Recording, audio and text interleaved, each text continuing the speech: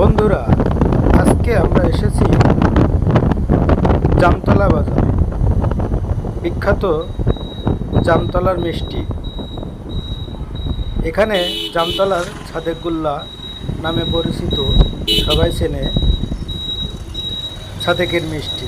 এ হলো মিষ্টির দোকান। এখন যাচ্ছি ভালন্ডা গ্রামে। ভালন্ডা গ্রামে যাওয়ার উদ্দেশ্যে রওনা দিলাম। তো সবাই ভালো থাকবেন, সুস্থ থাকবেন।